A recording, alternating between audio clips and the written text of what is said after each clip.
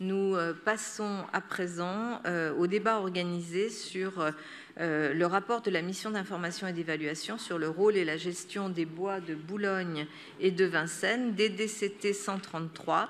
La conférence d'organisation a convenu d'un débat organisé sur ce thème. Bien sûr, ce débat inclura dans les temps de parole définis la présentation d'un vœu.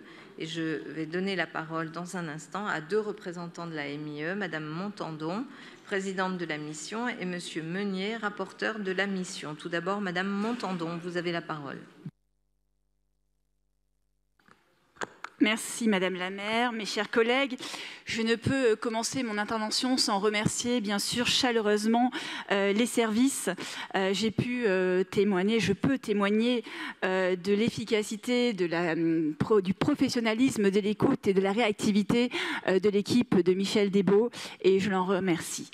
Cette mission aura été celle des records dans le nombre de personnes auditionnées, plus de 144 personnes, experts, scientifiques, acteurs, sans compter aussi les 81 contributions écrites.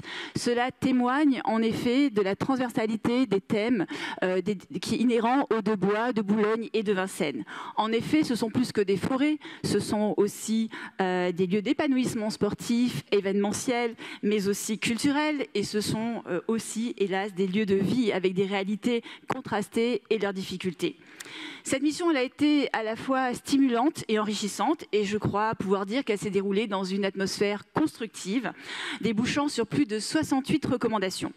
Je remercie d'ailleurs l'ensemble des élus et leurs collaborateurs pour leur assiduité, pour leur engagement. Je précise que l'ensemble des sessions étaient en présentiel, peut-être comme dans l'ancien temps, mais cela nous a permis d'être très constructifs et bien sûr en présentiel, sauf les sessions internationales que nous avons eu l'occasion de mener avec nos homologues de la ville de Tokyo ou encore de Londres et de Bruxelles. Je remercie enfin Monsieur le rapporteur Émile Meunier pour sa capacité de consensus et puis aussi pour sa contribution à la bonne atmosphère qui a prévalu, je crois que je peux le dire, tout le long de cette mission. Depuis la remise du rapport au premier adjoint Emmanuel Grégoire, il m'est souvent questionné de savoir si je suis satisfaite de la mission. Et ma réponse est double. Ma réponse, c'est oui, mais il y a aussi un petit non. Oui, parce que je sens que nous avons étudié toutes les facettes et toutes les questions et que nous n'avons mis rien de côté. Même les sujets sensibles ont été abordés dans ce rapport et même lorsqu'il n'y avait pas consensus, nous avons été capables d'émettre des préconisations, certes parfois qui peuvent paraître timides, mais des préconisations tout de même demandant une expérimentation ou le lancement de réflexions. Donc rien n'a été écarté et d'ailleurs le consensus est bien là puisque nous allons aujourd'hui débattre des 68 recommandations que nous avons fait par consensus. Mais pourquoi alors un non? Un non parce que en tant que membre du groupe Changer Paris, il y a de nombreux sujets sur lesquels nous aurions voulu aller plus loin. Je pense notamment à la propreté, à la sécurité, à la gouvernance, mais aussi à la gestion arboricole. Nous avons auditionné de nombreuses personnes, de nombreux usagers des bois et il est vrai qu'ils ont des préoccupations fortes dans ces domaines-là et cela rejoint d'ailleurs le rapport de la PUR qui avait été fait en 2019 et qui pointait déjà les faiblesses principales des bois, c'est-à-dire les activités liées à la prostitution, l'entretien aussi et la propreté des bois. Je voulais souligner aussi que l'urgence climatique, notamment les épisodes de canicule que nous connaissons de plus en plus, nous oblige à prendre des décisions courageuses. Et là aussi, nous pensons que l'urgence climatique nous oblige à arbitrer sur certains points. Alors oui, nous avons réussi à nous accorder sur du consensus pour protéger et valoriser en effet ce patrimoine naturel, culturel et historique des bois. Pardon. Vraiment, j'entends des conversations de toutes parts à voix haute. Je vous en prie, pour l'oratrice et pour celles et ceux qui souhaitent l'écouter, si vous pouviez mener ces conversations à voix haute en dehors de l'hémicycle. Pardon, Madame Montandon. Je vous remercie, Madame la maire, d'autant plus que j'essaye de ne pas lire et c'est vrai que le brouhaha n'aide pas à la concentration, je vous en remercie. Donc nous avons en effet accordé de l'importance et la nécessité pour valoriser ce patrimoine naturel, culturel, mais aussi historique des bois, grâce d'ailleurs notamment à des parcours et à un volet pédagogique pour mieux les faire connaître et apprécier et donc pour les faire préserver. Nous avons également convenu de la nécessité de recenser les 750 bâtiments qui existent dans les bois et qui qui sont à un état assez inégal. Nous avons proposé qu'il y ait un inventaire précis, qu'il y ait aussi une évaluation de leur potentiel afin de les entretenir, notamment lors des périodes intercalaires où ils ne sont pas utilisés, mais aussi de trouver de nouvelles méthodes pour leur trouver un rôle utile aux Parisiens. La pratique du sport a aussi été assez consensuelle dans la reconnaissance en fait de la nécessité d'améliorer les conditions sportives. Pour cela, nous nous sommes entendus sur la nécessité d'une reconquête des terrains délaissés, notamment grâce à des dispositifs innovants, que ce soit sur les surfaces hybrides, mais encore aussi sur les éclairages dits intelligents, qui permettent justement d'allier d'un côté l'attente des sportifs qui demandent des créneaux supérieurs à la présence actuelle, avec pour pouvoir pratiquer leurs activités sportives, mais aussi, bien sûr, en préservant la biodiversité et notamment la trame noire. En matière d'accessibilité et de mobilité, nous avons soulevé dans la MIE une lacune manifeste, celle que le plan de mobilité que nous avions débattu en séance en février dernier n'était pas dédié à un volet spécifique sur les bois. Donc la MIE va préconiser en effet que ce plan de mobilité soit aussi inclusif pour les bois. Et à partir de ce plan, nous aurons justement l'opportunité de décliner plusieurs mesures que nous avons de façon consensuelle décidé, du moins préconisé. Il s'agit en outre de renforcer tous les parcours et les déplacements en mode doux, comme les pistes cyclables, la rénovation aussi de la voirie et de l'accessibilité, et puis enfin des mesures très pragmatiques telles que la signalétique, les parkings à vélo ou encore des navettes écologiques. Mais sur ce point, ma collègue Brigitte Kuster aura l'occasion de les développer en détail. Concernant la question difficile du sans-abrisme, bien que la compétence relève majoritairement de l'État, la mission a préconisé un renforcement des dispositifs actuels auprès du monde associatif qui œuvre déjà auprès des sans-abri. Et nous avons également préconisé de développer des établissements tels que le pavillon La Terrasse qui ont vraiment cet objectif de sortir ces personnes qui sont très marginalisées et de leur permettre de remettre un pied dans la société. Et c'est dans le même état d'esprit que nous avons abordé aussi les sujets liés à la prostitution, en renforçant les dispositifs des acteurs qui œuvrent déjà auprès de ces personnes, mais aussi de créer un observatoire de la prostitution dans les bois, ce qui permettra une meilleure coordination des différents intervenants. Alors oui, l'ensemble de ces mesures fait consensus et j'espère que nous aurons l'occasion bientôt de voter justement dans cet hémicycle ces mesures ainsi qu'un plan d'investissement. Et bien sûr, nous serons aussi très vigilants à l'application de toutes ces préconisations. Maintenant, comme je l'ai dit en préambule, il y a des sujets sur lesquels nous aurions voulu aller un peu plus loin. En matière de gestion forestière, vous le savez, le débat reste vif. Notre groupe souhaiterait qu'il y ait un moratoire sur les coupes, quelle que soit d'ailleurs la surface des parcelles. Les coupes rases, en effet, pour nous, sont inadaptées, notamment à l'urgence climatique dont je faisais état en préambule. Et pour nous, nous prenons une approche beaucoup plus douce, beaucoup plus moderne, qui d'ailleurs est préconisée par de grands acteurs tels que l'ONF ou encore l'Agence régionale de biodiversité en Île-de-France. Mais sur ce sujet, mon collègue Franck Marguin aura aussi l'occasion d'y revenir plus en détail. Pour l'organisation des grands événements, la MIE préconise d'établir un protocole pour objectiver les études d'impact sur l'environnement. C'est un premier point, c'est une avancée. Et pour moi, cela sera très utile pour tous les événements intermédiaires.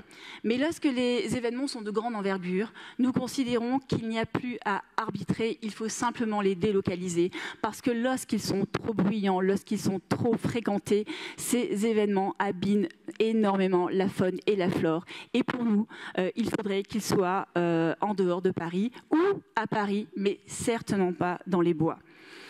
Un autre axe peut-être de divergence, c'est vrai que notre groupe aurait souhaité que l'on puisse utiliser plus les nouvelles technologies à des fins d'optimisation des bois. Nous sommes aperçus que le traitement des données avait besoin d'être amélioré parce qu'il y a des données, mais elles ne seront pas forcément exploitées. Mais là encore, pour nous, les nouvelles technologies permettraient de mieux suivre la biodiversité et ainsi de la protéger. C'est aussi le cas pour améliorer les parcours sportifs grâce à des applications numériques ou encore de lutter contre ces incivilités. Et les incivilités, il y en a, et je ne prendrai qu'un seul exemple, celui des gravats, qui est un véritable fléau au sein des bois. 612 mètres cubes pour Vincennes et 1809 mètres cubes de gravats pour le bois de Boulogne. Si on cumule les deux, c'est l'équivalent d'une piscine olympique à remplir chaque année.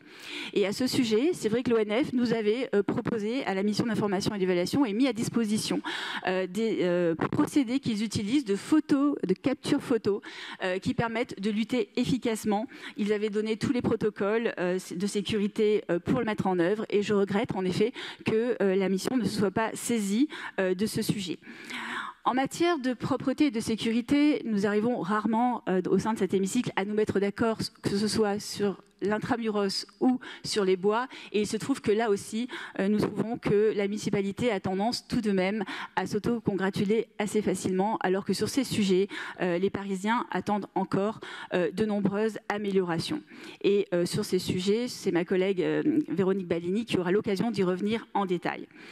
Enfin, peut-être en guise de conclusion, cette mission a permis de mettre en lumière déjà la nécessité d'améliorer le processus de concertation, notamment avec les communes riveraines. Et donc, je me réjouis que des préconisations aillent en ce sens pour améliorer la fluidité et la prise de décision avec ces partenaires. Et puis enfin, peut-être cette mission a aussi montré à quel point il y a des recettes dans les bois qui sont générées. Mais ces recettes sont, hélas, fondues dans le budget global de la ville. Et nous considérons que si les redevances qui se montent à peu près à 46 millions d'euros, si elles étaient fléchées pour la préservation, l'amélioration des bois, eh bien, ils s'en sentiraient beaucoup mieux porteurs. En effet, pour l'instant, de l'autre côté, face aux 46,5 millions de recettes, ce sont 9,8 millions qui sont affectés à la DEV pour les deux bois en 2014. Et c'est vrai que si nous arrivions à les flécher, ils pourraient être mieux utilisés. Et c'est pour cela que mon groupe proposait une structure qui soit dédiée avec finalement un budget et une gestion autonome des bois, afin justement que les 68 préconisations que nous allons présenter et débattre maintenant puissent être mises en place. Je vous remercie.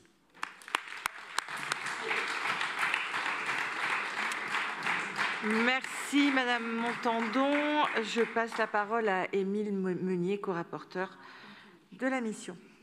Rapporteur, pardon. Merci Madame. J'ai pas compris. Non, c'est parce que c'était co-rapporteur. Madame la maire, mes chers collègues, donc après 6 mois de travail intense, plus de... Oh. Monsieur Meunier, vous avez la parole et seul Monsieur Meunier a la parole. Je vous en prie. Alors, Madame la maire, puisque c'est Madame la maire qui la représente, mes chers collègues, après 6 mois de travail intense, plus de 100 auditions et des centaines de documents analysés, voici le rapport de 68 préconisations sur la gestion des bois de Vincennes et de Boulogne. C'est un sujet très complexe et très politique dans ce sens où vous avez un espace restreint par nature de bois et vous avez une multiplicité d'usages et de besoins et de personnes qui souhaitent les utiliser. Et donc, vous devez choisir. Il y a évidemment le premier des usages auxquels on pense, c'est les bois urbains, la vocation naturelle, mais comme c'est un bois urbain, et même métropolitain, on ne peut pas juste se dire ça va servir à la nature, merci, et ça va profiter au rafraîchissement de la ville de Paris. Ça doit aussi profiter aux Parisiennes et aux Parisiens et à leur vie de tous les jours. Et en fait, toutes les questions que l'on s'est posées à ce sujet de confrontation des usages, on se rend compte, quand on rentre dans le sujet, que c'est des sujets qui ont été débattus, mais depuis Napoléon III. Depuis Napoléon III, on se dit, est-ce que ces bois, on doit en faire que des bois? Est-ce que le lobby mondain, le lobby sportif, le lobby colonial peuvent faire des choses dedans ou pas? Et les mêmes débats que nous avons aujourd'hui, on les a eus il y a maintenant plus d'un siècle. Donc c'est très intéressant de se rendre compte qu'il est là vraiment le cœur du sujet, c'est la confrontation et l'articulation des différents usages sur ce territoire limité. On a essayé dépoussiérer tous les sujets un peu polémiques pour vraiment se concentrer sur une personne qui est en charge de ces bois, quels arbitrages il doit faire, selon différentes thématiques. L'arbitrage sport-nature, l'arbitrage nature-mobilité. Et sur la mobilité, quel type de mobilité? On doit arbitrer entre la mobilité individuelle et la mobilité collective. Et vous voyez, toutes ces questions-là, en réalité, on se les est posées, vraiment, je pense, avec le souci d'aller au fond des choses et de mettre sur la table les choix que tout le monde aura un jour ou l'autre à prendre concernant ces bois. Donc je ne vais pas évidemment vous lister les 68 préconisations. Ce que je peux vous dire, moi, en tant que rapporteur, c'est que globalement, les bois de Vincennes et de Boulogne sont bien gérés. Je le pense. J'y suis rentré vraiment comme un béotien en me demandant comment c'était géré et si c'était bien géré. Et je vous garantis que si ça ne l'avait pas été, je l'aurais dit comme ça. Et non, je trouve que les équipes, tout le travail qui est mené, fait en sorte que ces bois fonctionnent. Et fonctionnent de mieux en mieux. Et sur tous leurs aspects, à la fois l'aspect naturel, l'aspect propreté, l'aspect sécurité, j'y viendrai. Donc ça, c'est une bonne nouvelle, mais évidemment, et c'était aussi tout l'objet de notre travail, on doit chercher des améliorations, et il y en a. Il y a des améliorations à mener, et c'est là-dessus que je vais me concentrer, si vous me le permettez, puisque mon temps de parole est évidemment limité. Donc il y avait la question des coupes d'arbres. C'est un peu par là qu'on est rentré dans cette mission finalement. Les coupes rases pour certains, les enclos de régénération pour d'autres. C'est 2000 mètres carrés qui tout d'un coup sont rasés dans la forêt. Et c'est vrai que ça a suscité des incompréhensions de la part de nombreuses personnes. Donc nous avons étudié, est-ce que ces coupes sont conformes à l'état de l'art de ce qu'on pourrait attendre pour la gestion d'une forêt, d'un bois urbain. On a vraiment, je ne vais pas rentrer dans le détail, etc., mais on est rentré vraiment dans le fond de la technique. Et oui, ces enclos de régénération sont utiles pour avoir un bois diversifié, à la fois en âge, mais aussi en essence, et pouvoir s'adapter au réchauffement climatique qui s'accélère. Et donc, on doit multiplier la fréquence de renouvellement des essences pour être sûr d'avoir les bonnes qui soient adaptées. Alors, ça ne veut pas dire qu'il n'y a pas d'autres façons de faire. Et ça aussi, ça nous a été montré, qu'il y avait possiblement d'autres manières de faire, ce qu'on appelle à couvert continu, c'est-à-dire sans passer par cet enclos de régénération. C'est difficile pour nous de trancher, mais étant donné qu'il y a un plan de gestion annuel qui a été validé par les services de l'État, par la ville, par des experts, que d'autres experts disent que cette façon de faire fonctionne et que dans les faits ça fonctionne puisqu'on a régénéré les bois, il est hors de question évidemment de tout arrêter, de lever la hache et de se dire on va faire autrement. Ce n'est pas vrai. Et je pense que même si la droite était aux responsabilités demain, elle ne reviendrait pas sur le plan en disant on arrête toutes les coupes. En revanche, il ne nous est pas interdit d'explorer d'autres voies.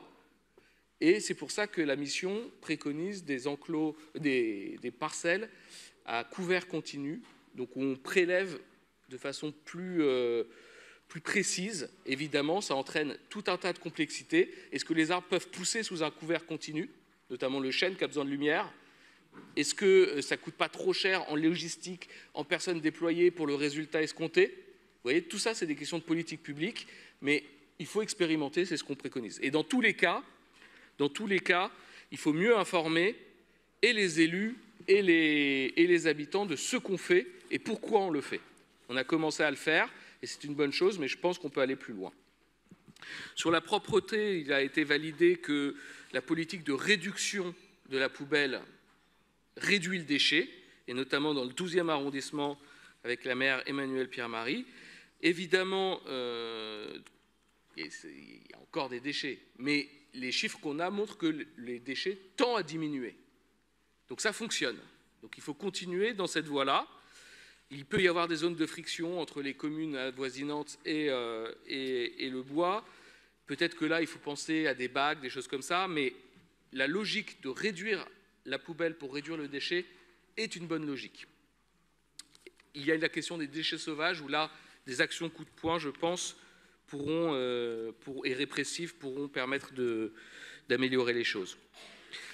Sur le sans-abrisme et la prostitution, De la même manière,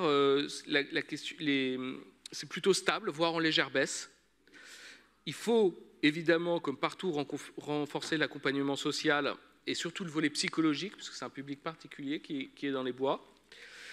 Mais moi, ce dont j'ai pu me rendre compte, c'est que honnêtement, nos services sociaux qui opèrent dans les bois font vraiment un gros travail. Je veux dire, chaque personne est connue de nos services par son prénom, son nom, sa situation.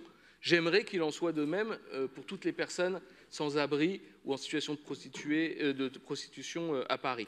Donc il y a quand même un très bon investissement pour la question sociale dans les bois. On a relevé que le volet répressif de la loi de 2016, donc la pénalisation des clients, en fait, a précarisé les personnes en situation de prostitution, puisqu'elles sont obligées de s'éloigner plus dans le bois, plus en profondeur, pour pas que leurs clients se fassent verbaliser, et donc s'exposent évidemment à des risques supplémentaires. Et je veux dire que la principale violence qu'il y a dans ces bois, c'est d'abord sur ces personnes concernées, et évidemment tout l'écosystème qui peut tourner autour. Puisque, on l'a vu, les infractions sont en baisse, à part les infractions routières, du fait évidemment du parking payant maintenant des voitures, mais il n'y a pas plus d'infractions, il n'y a pas plus de délinquance dans les bois. Proportionnellement, il y en a même moins qu'ailleurs dans Paris ou les villes à côté. Mince, je prends beaucoup de temps. Alors, sur l'événementiel, parce qu'on en a beaucoup parlé aussi, William Green, les foires, c'est sûr qu'il y a un impact. Ça, c'est une évidence. Ça a été démontré. Enfin, il ne peut pas ne pas y avoir d'impact. La question, c'est est-ce que l'impact est raisonnable au regard des services poursuivis et rendus par ce type d'événement, pour le lien social, pour la fête, pour le contact avec la nature, etc. On n'a pas préconisé d'arrêter ces événements. On n'a pas préconisé non plus d'en faire plus. On a préconisé de faire une étude, de mettre en place un protocole pour étudier l'impact sur la biodiversité, un protocole qui pourrait s'appliquer pour tous les événements. Il ne faut pas que ce soit chaque événement qui arrive avec son petit protocole. Regardez, j'ai fait un partenariat avec LPO, regardez, j'ai fait un partenariat avec tel expert, je vous jure, ça ne fait pas de problème, etc. Non, un protocole de la ville qui passe au crible tous les événements, et ensuite, on pourra décider de façon objective. Sur la biodiversité, il y a eu des polémiques souvent sur le développement de la trame bleue. Vous savez, toutes ces mers, ces ruisseaux un peu artificiels. Ça produit des résultats positifs sur la biodiversité. C'est incontestable. Vous remettez des têtards, vous remettez des poissons, qui viennent d'ailleurs naturellement, même pas besoin de les mettre. Ça produit donc des oiseaux, etc. Enfin, tout ce qu'on aime bien dans le cycle de la nature. Pour autant, on peut peut-être éviter de mettre des recouvrements en plastique pour faire des mares. Il y a des solutions qui existent comme l'argile. Ça fait partie des préconisations que l'on porte. Je voudrais quand même finir sur 2 points. La gouvernance et les finances. La gouvernance, tout le monde a reconnu qu'il y avait certes un effort de communication avec les villes limitrophes, mais comme c'était des bois urbains et métropolitains, on pouvait faire mieux. Et moi, je me réjouis vraiment que de part et d'autre du périphérique, il y ait cette envie de collaborer, de travailler ensemble. Ça peut se faire à travers une version atelier des bois qui existe déjà, renouvelée, renforcée, avec différentes strates, peut-être une strate plus politique, pour que les maires puissent se parler. Monsieur Meunier, je vous invite à conclure. Ah oui, mais oui. Vous avez déjà atteint et dépassé votre Et la temps. charte des bois, qui date de 2003, je finirai par là, on peut la réactualiser, ça peut être un grand moment de refondation démocratique autour de ces bois. Et juste un mot pour remercier évidemment la présidente, les membres de l'AMIE, tous les services, toutes les personnes auditionnées. Ça a été un travail très complet, très intelligent, et je vous en remercie. Merci, Monsieur Meunier. Après ces 2 introductions très complètes, nous ouvrons donc les débats, à commencer par Madame Véronique Baldini pour le groupe Changer Paris. Oui, Madame la maire, mes chers collègues, tout d'abord, également, je voudrais remercier la présidente et le rapporteur de cette mission, ainsi qu'évidemment tous les services de la ville et les services de mon groupe Changer Paris, c'est-à-dire Florent et Cyprien, qui ont beaucoup travaillé, parce que nous avons eu une mission fort intéressante et chargée. Alors, les bois de Boulogne et Vincennes sont, comme il a été dit plusieurs fois, sont des trésors naturels de la ville de Paris. Nous nous devons donc, nous, de les préserver en évitant surtout leur mitage et l'exploitation commerciale intempestive. Ils offrent aux Parisiens, ces bois, une opportunité idéale pour se promener, s'aérer et reprendre le contact avec la nature dans une ville très dense. Nous avons le devoir, nous, élus parisiens, de maintenir ces trésors afin de les transmettre aux générations futures, ce qui pour le moment n'est pas le cas. Ce travail, il faut mieux l'effectuer et dans de meilleures conditions. Entretenir nos bois, c'est aider la faune et la flore à se développer, mais aussi entretenir un bâti qui possède souvent une histoire et améliorer l'identité, la propreté, la sécurité de ces lieux. Ces derniers points font partie des sujets qui nous ont le plus occupés pendant nos travaux. Les méthodes utilisées ou l'importance et la formation des équipes qui les appliquent sont des biais essentiels pour proposer des améliorations durables et dignes de nos ambitions. C'est pourtant sur ces méthodes que nous avons le moins été d'accord. Notre groupe Changer Paris continuera de proposer des solutions modernes et innovantes pour aider les équipes de la ville en respectant évidemment l'environnement particulier des bois. Ainsi, à l'image de ce que fait l'ONF à Compiègne, où des pièges photographiques aident les agents à lutter contre les dépôts sauvages, comme le disait la présidente Valérie Montandon. Ces équipes, en plus de mieux les équiper, il faut aussi les former. Pourquoi pas en faire une vraie police de l'environnement, chargée de la sécurité, de la propreté des deux bois, incluant aussi une dimension pédagogique envers les visiteurs. Immanquablement, la question des moyens pour financer tout cela se pose. Mais comme c'est écrit dans le rapport et comme nous le répétons aujourd'hui, les bois rapportent plus à la ville que ce qu'ils coûtent. Alors, nous n'avons pas d'excuse pour ne pas mieux entretenir et valoriser ce patrimoine naturel et bâti parfois, essentiel dans notre lutte contre le changement climatique. Travaillons donc à la transparence de notre action, en présentant des budgets complets chaque année pour nos bois, ou de façon plus ambitieuse encore, en créant un établissement public qui gérerait entièrement chaque bois, entièrement, c'est-à-dire voirie, sécurité, signalétique, propreté. Les projets et les besoins sont nombreux et les bois, comme les Parisiens, le méritent. Je vous remercie. Merci Madame Baldini. La parole est à Madame Chloé Sagaspe pour les écologistes. Oui, merci Madame la maire, mes chers collègues, Madame la présidente, chère Valérie, Monsieur le rapporteur, cher Émile Meunier. Je m'associe tout d'abord au remerciement à l'ensemble des membres de la mission, au service bien entendu, c'est ma troisième MUE, donc on connaît la qualité du travail mené. Merci pour les auditions, mais aussi merci aux collaborateurs et collaboratrices, et en particulier aux collaborateurs de notre groupe Aimé qui n'a pas compté ses heures pour travailler à nos côtés. Alors vous le savez, les bois ne sont pas simplement des lieux de promenade, de détente, de loisirs ou encore moins de transit. Ce sont, et ça a été dit, de véritables réserves de biodiversité qui sont essentielles pour Paris et le bien-être de ses habitantes et habitants. Donc pour nous écologistes, bien sûr, préserver ces poumons verts parisiens, c'est avant tout préserver notre héritage écologique pour les générations futures. Et vous le savez, j'ai pour habitude de dire que nous sommes dans un contexte inédit de 6e extinction de masse du vivant et face au dérèglement climatique, protéger la biodiversité est donc devenu plus qu'une nécessité, c'est un impératif vital. Alors, comment favoriser effectivement la cohabitation harmonieuse entre la faune et la flore des bois et ses usagères et usagers? Comment réduire les pressions anthropiques s'exerçant sur les bois? Et tout au long de la mission, nous écologistes avons eu à cœur, comme à notre habitude, d'être force de proposition et de trouver, et tenter de trouver en tout cas des solutions concrètes pour préserver pour concilier à la fois la préservation de la biodiversité, mais aussi les activités humaines. Et donc, nous nous réjouissons que bon nombre de nos préconisations, notamment sur la biodiversité, aient été reprises dans le rapport final, et je n'en citerai que quelques-unes pour ne pas tomber dans un inventaire à la Prévert.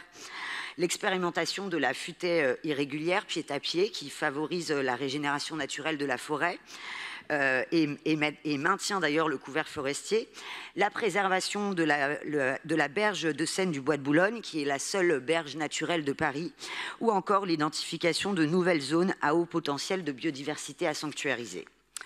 Cependant, nous regrettons que bon nombre de nos préconisations, qui étaient pourtant porteuses d'une ambition très forte et exemplaire, n'y figurent pas, en particulier celle de faire des bois parisiens des territoires zéro déchet. Une politique qui a d'ailleurs fait ses preuves, notamment à Tokyo, que nous avons eu la chance d'auditionner, mais aussi qui a été initiée dans les bois de Vincennes par notre cher maire écologiste Emmanuel Pierre-Marie, que je salue ici. Cette politique qui est novatrice a été adoptée d'ailleurs par d'autres métropoles françaises comme Angers et Lyon et a déjà permis d'améliorer la propreté des bois et les conditions d'ailleurs de travail des agentes et des agents. Cela a été d'ailleurs souligné en audition. Mais les bois ne sont pas seulement essentiels à la biodiversité parisienne, ils le sont également pour les plus vulnérables et les plus précaires d'entre nous, comme les sans-abri et les personnes en situation de prostitution. Parce qu'il est également essentiel d'écouter les travailleuses et travailleurs du sexe et les associations de santé communautaire qui les accompagnent sur les politiques publiques qui les concernent directement. Je me réjouis que sur notre proposition, nous ayons pu auditionner Act Up Paris, que je tiens à saluer. Et je vous invite d'ailleurs, mes chers collègues, à lire le rapport éclairant sur l'impact du stationnement payant dans les bois, sur la précarité, la santé et la sécurité des travailleuses du sexe. Car nous, écologistes, souhaitons favoriser les dépôts de plainte par la reconnaissance et l'identification des officiers de liaison LGBT au sein des commissariats, abroger cet arrêté municipal et mettre un terme au contrôle d'identité sur les travailleuses et travailleurs du sexe qui sont, nous le savons, de plus en plus exposés à des violences depuis la loi de pénalisation des clients qu'Émile Meunier a mentionnée. Quant au vœu de la droite, et j'en terminerai par là, qui est rattaché à cette délibération, permettez-moi d'abord de vous rappeler, mes chers collègues, qu'il est plus que malvenu d'essayer de caser des propositions qui n'auraient pas été retenues au moment où nous sommes censés adopter à l'unanimité ce rapport. Imaginez si chaque groupe faisait ça, faisait de même, ce n'est ni l'usage ni l'esprit qui guide le principe de consensus de toute MIE. Mais peut-être est-ce parce que votre groupe Demain Paris n'existait pas au moment de la création de cette MIE et que vous voulez tenter d'exister en faisant de mauvaises manières à votre ancien groupe politique. De plus, faire un vœu pour demander que la maire s'engage à mettre en œuvre des recommandations votées à l'unanimité et que la ville communique sur les avancées mises en œuvre est pour le moins cocasse, pour ne pas dire inutile. Si vous preniez la peine de lire, mes chers collègues, la charte de fonctionnement des missions d'information et d'évaluation, vous sauriez qu'un chapitre entier est consacré justement au suivi des missions d'information et d'évaluation qui stipule très précisément que l'exécutif doit nous informer des suites réservées aux travaux de la MIE. Ça nous ferait gagner donc un temps considérable. Dois-je également vous rappeler qu'il n'y a pas de garde forestier dans les bois, comme vous le mentionnez dans votre vœu, et que cette MIE a permis de démontrer, ne vous en déplaise, que malgré un sentiment d'insécurité, il n'y a pas de problème objectivé d'insécurité selon la police elle-même. Arrêtez donc d'agiter le chiffon rouge de la peur, car en 2023, et les chiffres parlent d'eux-mêmes, mes chers collègues, seulement 3% des faits constatés par le commissariat du 12e ont eu lieu dans les bois. Enfin, sur les fameuses coupes rases dont vous parlez, Émile Meunier a très bien répondu, vous savez pertinemment qu'on ne peut les qualifier ainsi. Donc bien sûr, les écologistes voteront contre ce vœu d'affichage et se réjouissent de l'adoption de ce rapport que je vous invite à lire pour que l'on puisse enfin dépasser les polémiques inutiles et nous construire ensemble des bois à la hauteur des défis de demain. Je vous remercie. Merci Madame Sagas. Pour votre information et celle de l'Assemblée, le vœu qui avait été déposé par les Républicains, les Centristes Demain Paris, a été retiré. C'est très récent. Je passe la parole à Monsieur Jean-Philippe Gillet pour le groupe communiste et citoyen. Merci Madame la maire. Avant toute chose, le groupe communiste et moi-même nous associons sans réserve et avec grande sincérité aux remerciements adressés à Madame la Présidente, à Monsieur le rapporteur, à tous les groupes, à tous les auditionnés et singulièrement à toutes les agentes et les agents qui ont rendu possible la tenue de cette EMIE dans des conditions dont nous nous réjouissons. Chers collègues, les bois de Vincennes et de Boulogne représentent un bien commun pour les Parisiens, dont le rôle écosystémique en matière d'amélioration de la qualité de l'eau, de l'air et de rafraîchissement, ainsi que de la lutte contre l'érosion des sols, n'est pas ou n'est plus à démontrer. Les bois urbains ont également un rôle social, car ceux-ci accueillent de nombreuses balades, activités sportives et culturelles, plébiscitées par les Parisiennes et les Franciliens, et les Parisiens également. Ils permettent à toutes et tous de se relaxer et d'échapper au bruit et à la chaleur de la ville. Ces bois sont partie prenante d'un espace habité. Ils doivent rester des lieux populaires, accessibles à toutes et tous, pour y développer leurs activités tout au long de leur vie, de la petite enfance au grand âge. C'est ce rôle social des bois qui doit guider la relation que l'on entretient avec eux. Pour le groupe communiste, il est donc nécessaire d'éviter les mesures qui pourraient entraîner de potentiels phénomènes d'enclosure de ces lieux de balade. La multiplication des concessions privées et une trop forte augmentation de zones fermées au public, sous prétexte de préservation de la biodiversité, pourraient entraver les différents usages dans ces lieux et même entraver leur simple accès. Pourtant, les nécessités écologiques ne doivent pas s'opposer aux vertus sociales des bois, au risque de perpétuer et même d'accentuer les formes de ségrégation socio-spatiale qui se jouent d'ores et déjà en ville. Et je pense, ou nous pensons notamment aux déserts médicaux, au recul des services publics, à la défaillance des transports, gérés d'ailleurs par la droite régionale, au mal logement favorisé par un marché hautement spéculatif, à l'éloignement des espaces verts et au manque d'équipements sportifs. Le manque d'équipements sportifs n'est d'ailleurs pas un petit problème. Beaucoup trop de terrains dans ces bois sont inutilisables, ou dans la périphérie de ces bois, laissés à l'abandon, et la question de l'intensité des usages se pose. Nous pensons que la ville doit établir un plan de reconquête de ces terrains non entretenus ou abandonnés, en développant les terrains hybrides et en herbe, afin de garantir un usage régulier pour les nombreux licenciés des différents clubs sportifs. Et à cette question s'ajoute également l'enjeu de l'éclairage, afin de permettre une utilisation de tous ces terrains pendant les soirs d'hiver. En résumé, il ne faut pas confondre des bois et des forêts qui ne répondent pas du tout à la même philosophie. Le sentiment de la nature, pour se référer à un chapitre du Paysan de Paris d'Aragon, n'est pas exactement l'expérience de la nature. Les forêts sont source de préoccupations nombreuses et légitimes, eu égard aux dynamiques de privatisation et à la baisse de leur capacité en matière de captation de carbone, qui nécessitent des réponses fortes à l'échelle nationale. En zone urbaine, en revanche, l'objectif de la biodiversité doit être la réponse aux besoins des populations humaines, comme l'a notamment rappelé Serge Muller, professeur émérite, chercheur au Muséum d'histoire naturelle, dans le cadre de cette mission. Je le cite, « Ce n'est pas dans les bois de Paris que l'on va sauver la biodiversité mondiale. Les bois dits suburbains doivent servir à l'activité humaine, tandis que nos massifs forestiers, eux, doivent être à tout prix préservés. » Fin de citation. En l'espèce, la biodiversité doit être conciliée avec les usages humains. Rapprocher les Parisiens et les Franciliens des bois, c'est les rapprocher et les sensibiliser à la préservation de la biodiversité, des bois et aux grands défis environnementaux de notre siècle. Ainsi, à Paris, le groupe communiste porte une vision sociale des bois dans une perspective d'écologie populaire. Vision qui vise à s'attaquer aux déterminants sociaux, et aux déterminismes sociaux d'ailleurs, et aux inégalités, afin de permettre à toutes les Parisiennes et à tous les Parisiens de bénéficier d'un capital semi-naturel, d'activités créatrices de liens sociaux, permettant d'atténuer certaines inégalités propres à la ville, et ainsi d'encore mieux vivre à Paris. Je vous remercie. Merci, Monsieur Gillet. La parole est à Madame Sandra Boel pour le groupe Les Républicains, les Centristes, Demain Paris. Madame la maire, chers collègues, j'ai l'honneur d'être conseillère de Paris dans un arrondissement qui abrite un des poumons verts de la capitale et un réservoir de biodiversité, le bois de Boulogne. Le 16e arrondissement a toujours été tourné vers le bois, comme les riverains. Patrimoine commun des Parisiens, il revêt une importance particulière aux yeux des habitants du 16e arrondissement. Depuis longtemps, nous alertons sur l'enjeu que représentent pour notre ville les bois de Boulogne et de Vincennes. C'est d'ailleurs dès 2020 que Francis Spinner, alors maire du 16e, avait souhaité la création d'un conseil de quartier Bois de Boulogne, une initiative pionnière pour améliorer la transparence de la gestion du bois. Alors que notre ville doit se préparer à contrer les effets du réchauffement climatique, accentué par sa forte densité et sa bétonisation, les bois de Boulogne et de Vincennes apparaissent comme des éléments structurants de notre politique de résilience. Ils forment deux formidables opportunités pour les Parisiens, largement sous-dotés en espaces verts.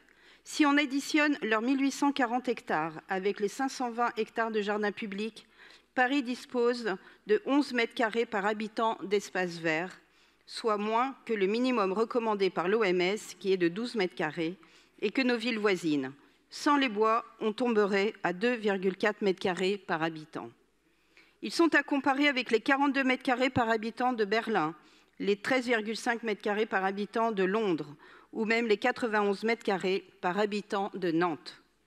Pour rendre les bois aux Parisiens, mon groupe, les Républicains, les centristes, Demain Paris, prendra toute sa part dans ce travail important et primordial afin d'inscrire Paris dans son futur. Nous nous réjouissons donc des 68 préconisations adoptées à l'unanimité qui suivent des préoccupations et des préconisations que nous formulons depuis de longue date.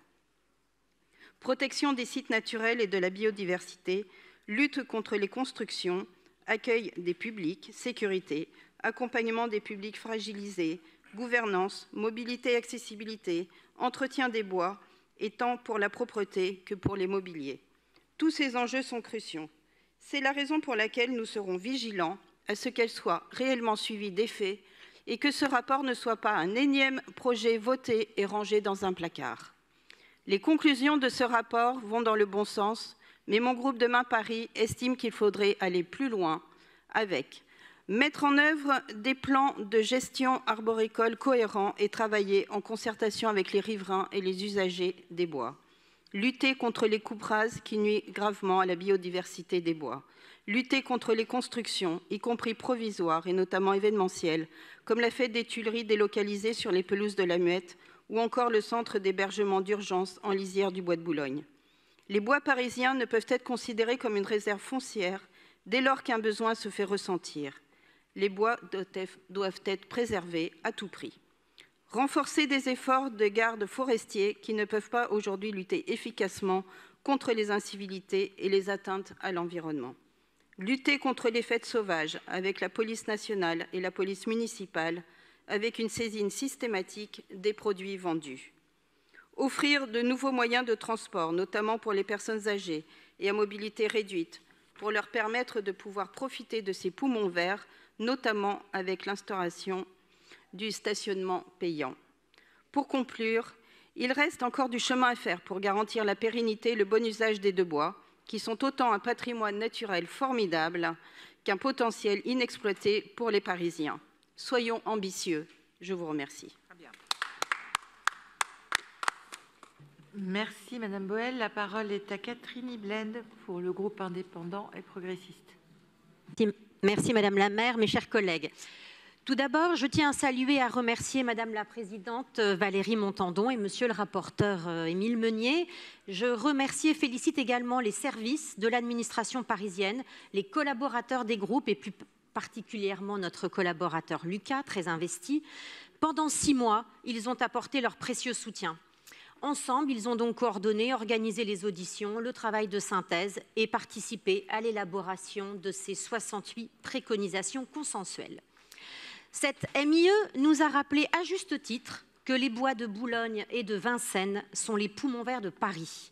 Ils sont nos meilleurs alliés pour lutter contre le dérèglement climatique qui affecte particulièrement notre capitale, comme l'a si bien démontré la MIE Paris à 50 degrés, dont je tiens à souligner l'excellent travail. Ces bois permettent aux Parisiens, riverains, mais aussi aux touristes, de se promener, d'admirer des œuvres d'art, de respirer et surtout d'échapper au rythme incessant imposé par notre capitale. Ils sont notre bien commun.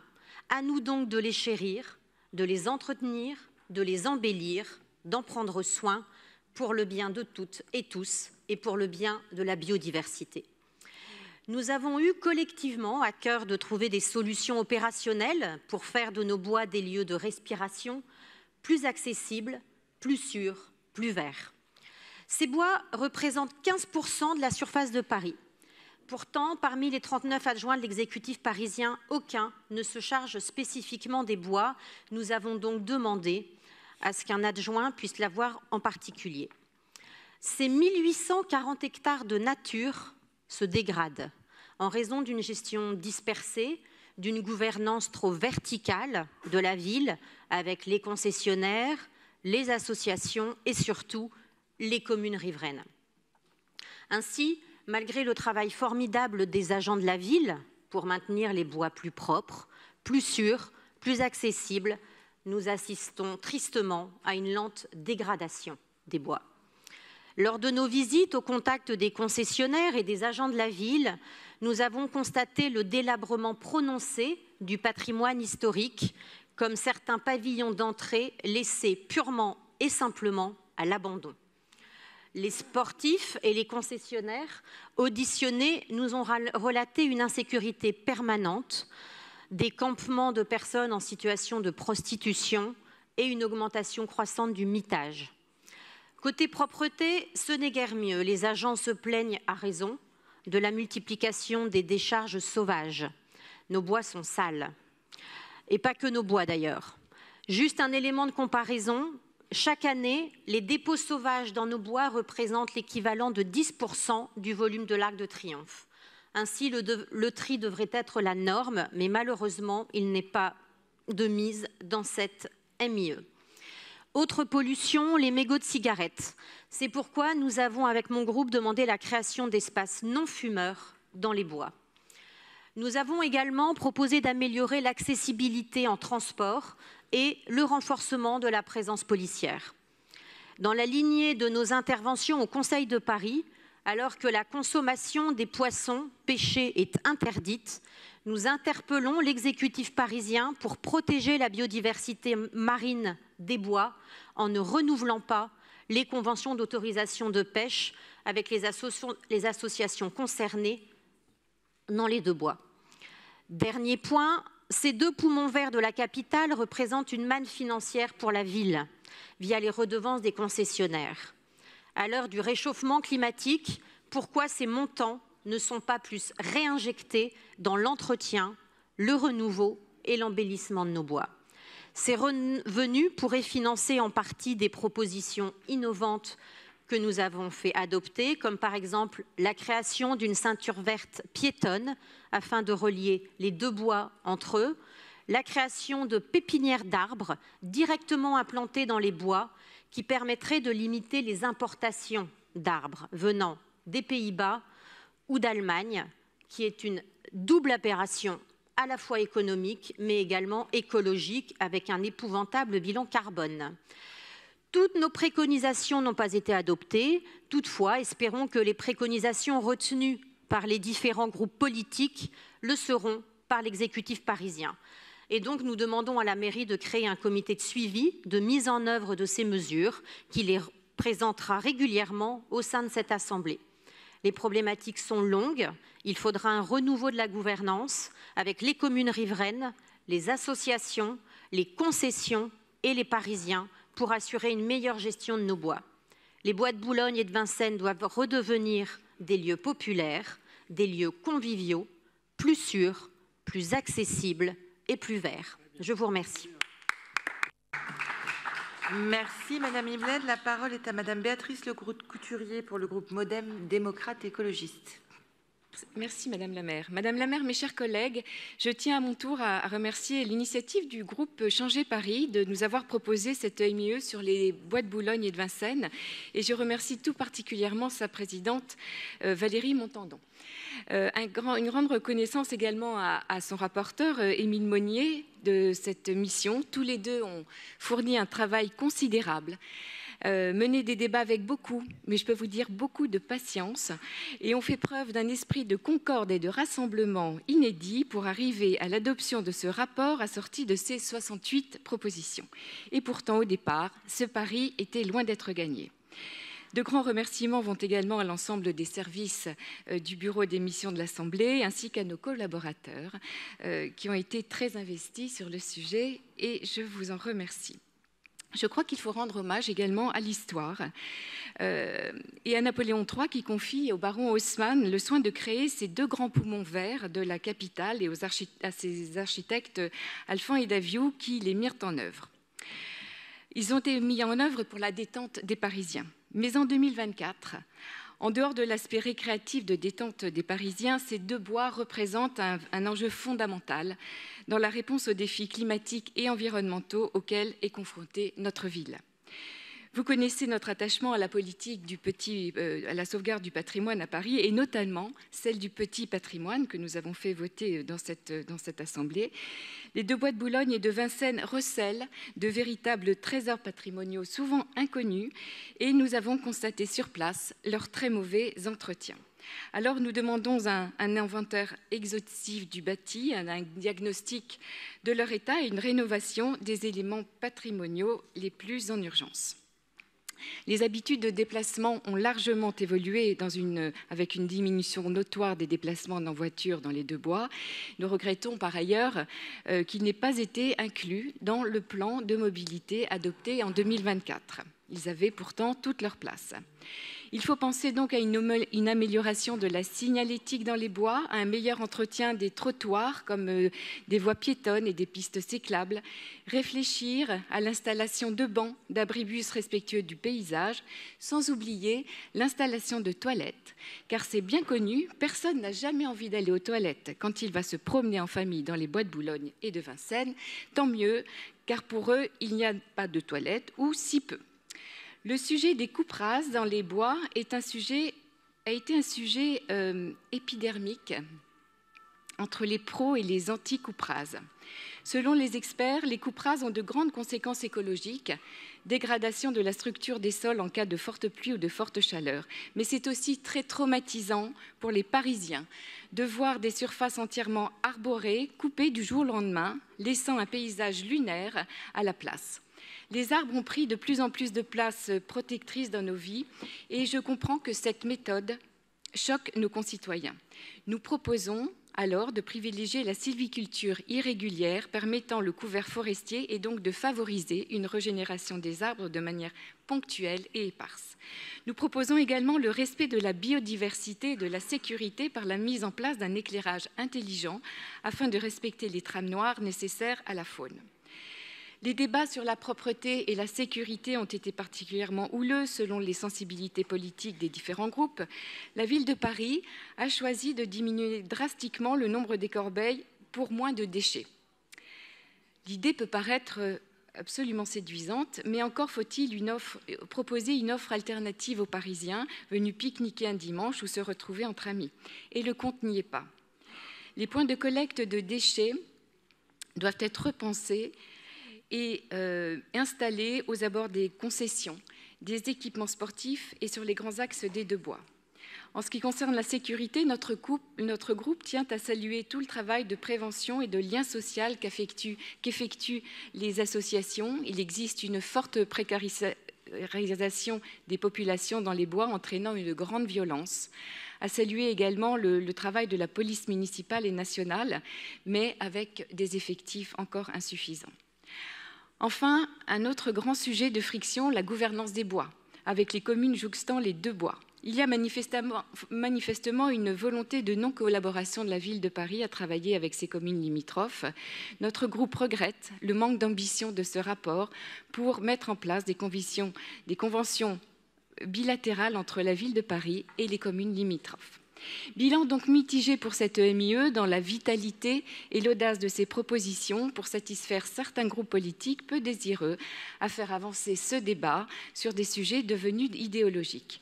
Cette EMIE est une première. Nous serons attentifs bien évidemment à la bonne exécution de ces préconisations et nous espérons surtout qu'il y ait d'autres EMIE sur les bois de Boulogne et de Vincennes. Ils le valent bien et les Parisiens aussi. Je vous remercie. Merci, Madame Le Couturier. Je passe la parole à Madame Geneviève Garrigos pour le groupe Paris en commun. Oui, Madame la maire, mes chers collègues, si je tiens à remercier, comme mes prédécesseurs et prédécessrices, la présidente, chère Valérie, et le rapporteur, cher Émile, ainsi que tous les membres de la mission avec qui j'ai eu beaucoup de plaisir à travailler, les associations, les experts, les parties prenantes que nous avons auditionnées. Je tiens effectivement surtout à remercier et à saluer particulièrement les équipes de la ville qui nous ont accompagnés et permis de découvrir en profondeur les bois de Boulogne et de Vincennes.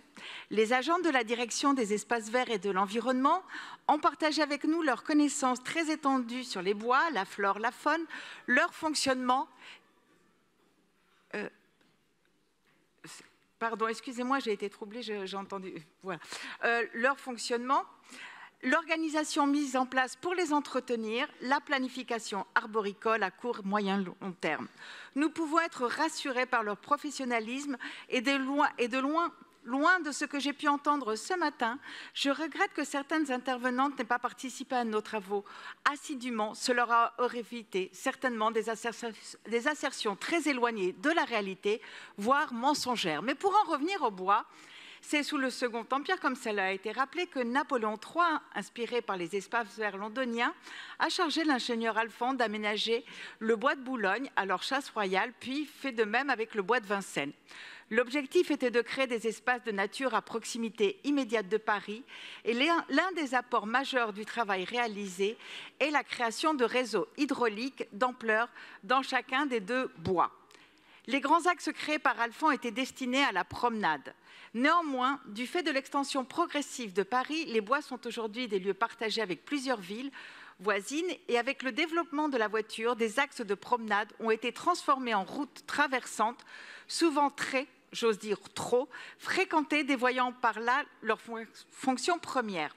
C'est le cas, par exemple, de l'allée de Longchamp dans le bois de Boulogne. C'était le cas de la route de Suresnes que la ville de Paris a choisi de fermer à la circulation pour que les personnes, et notamment, s'il vous plaît, pour que les personnes, et notamment les enfants, puissent l'utiliser en toute quiétude. Les maires de Saint-Cloud et de Puteaux ont saisi la justice pour annuler cette fermeture et cette demande ayant été rejetée en février dernier par la Cour administrative d'appel, nous ne pouvons que nous en féliciter. En effet, les bois parisiens sont des réservoirs de biodiversité et de fraîcheur et ces rôles essentiels ne sont pas compatibles avec une circulation automobile trop importante. Il nous faut donc continuer à fermer des voies à la circulation en les renaturant pour une piétonnisation définitive et trouver des solutions pour réduire le bruit ainsi que l'éclairage. L'une d'entre elles pourrait être la généralisation de la limitation à 30 km/h de toutes les voies. Quant aux trams hydrauliques développés par Alphand, leur mise en valeur doit être poursuivie. Je pense notamment dans le bois de Boulogne à la renaturation et la débitumisation autour des lacs de Longchamp, au rétablissement de la continuité entre les différents plans d'eau. Ces évolutions imposent bien évidemment d'améliorer l'accès avec des transports en commun ou le développement des mobilités douces, l'accès par exemple avec des pistes cyclables, ainsi que afin que le plus grand nombre puisse accéder au bois et bien évidemment en incluant les personnes en situation de handicap. C'est pourquoi il nous semble particulièrement important que les bus circulent régulièrement dans les bois en semaine comme en week-end, bien évidemment en contournant les zones Paris Respire. Les usages des bois sont divers, cela a été rappelé, promenade, sport, culture. Et s'il nous faut poursuivre l'amélioration de la cohabitation entre les différents usagers, nous ne devons pas perdre de vue que sur les 1840 hectares, 1500 sont des espaces boisés classés dont la protection doit être notre priorité, malgré les demandes parfois pressantes de certains usagers.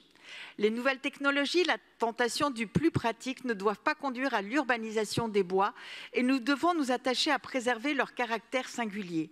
On ne vient pas au bois pour y retrouver la ville, ses commodités, mais pour y apprendre la forêt et la résilience, y découvrir la nature, la flore, la faune.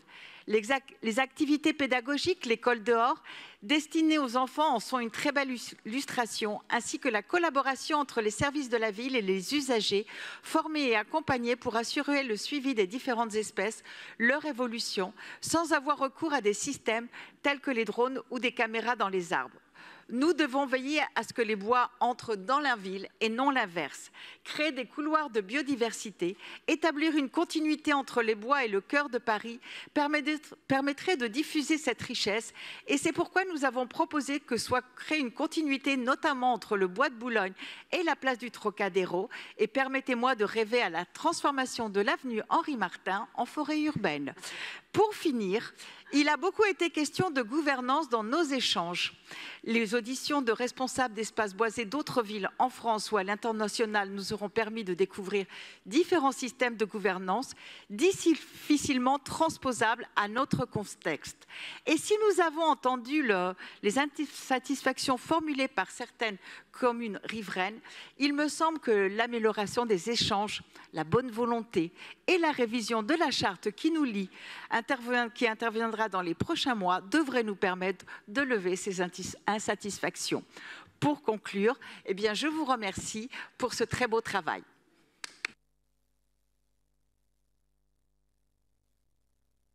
Merci Madame Garrigos.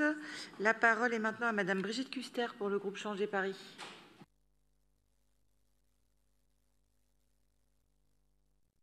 Merci Madame la maire.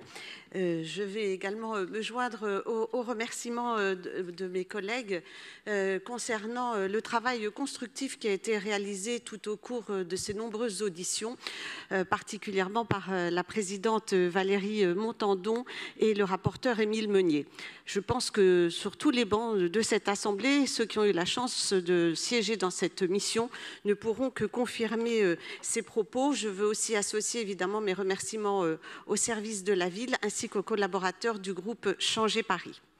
Alors, Madame la maire, mes chers collègues, nos bois trouvent leur originalité, leur singularité dans un équilibre entre une vie humaine, une vie animale et une vie végétale, ce qui pousse évidemment de nombreux Parisiens et leurs familles à y venir pour couper de l'intense animation parisienne. C'est pourquoi cette mission d'information et d'évaluation sur le rôle et la gestion des bois est une véritable opportunité, offrant de belles perspectives d'amélioration, comme cela a été évoqué précédemment par mes collègues Valérie Montandon, Véronique Baldini et Franck Marguin. Pour ma part, je m'attarderai sur nos propositions en matière d'accessibilité.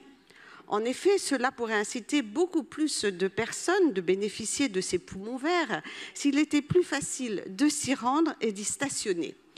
Nos travaux ont démontré d'ailleurs de nombreuses failles à ce sujet. La gestion municipale actuelle ne permet pas de les combler, bien au contraire. C'était d'ailleurs une des principales préoccupations, d'ailleurs de manière récurrente, des personnes que nous avons auditionnées. Que ce soit clubs sportifs, acteurs culturels, représentants des communes riveraines, associations ou tout simplement joggeurs ou promeneurs, le constat était unanime sur le fait que cette accessibilité est un préalable au dynamisme des bois. Ce dynamisme aussi, il existe par l'implication des acteurs économiques des bois, à l'image des acteurs culturels, à l'image de la Fondation Vuitton ou des théâtres de la Cartoucherie, qui ont développé leurs propres navettes pour accompagner leurs visiteurs. Le problème est que ces bonnes intentions privées ne peuvent se superposer et rester isolées. Nous appelons ainsi à plus de concertation avec les gérants de concessions qui sont prêts pour beaucoup à participer au financement pour aboutir à un projet de navette écologique qui ferait le tour des lieux majeurs dans les deux bois précités. Par ailleurs, il est clair que la fréquence des transports en commun n'est pas assez adaptée au rythme des usagers de bois. Il s'agit de la fréquence horaire ou de l'amplitude et même de la régularité, puisque suivant les jours de la semaine, les bus ne desservent pas systématiquement ces bois. Nous proposons donc d'optimiser ce réseau existant, tant en matière de régularité que de visibilité.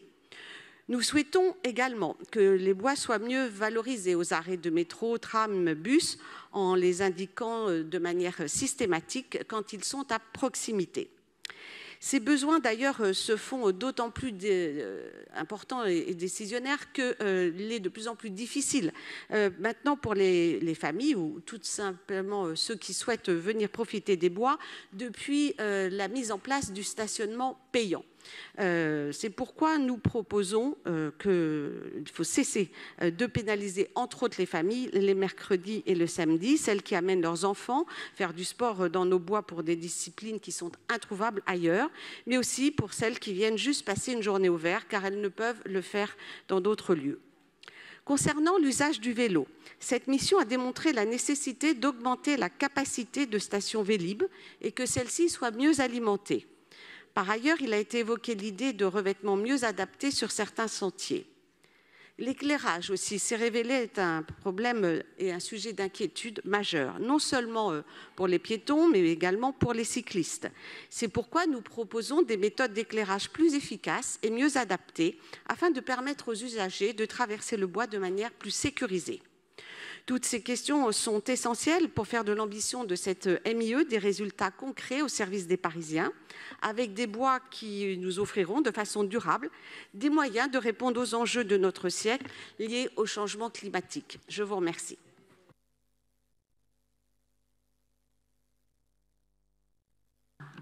Merci beaucoup et bonjour à tous. Je donne la parole à présent à Madame Emmanuelle Pierre-Marie pour les écologistes.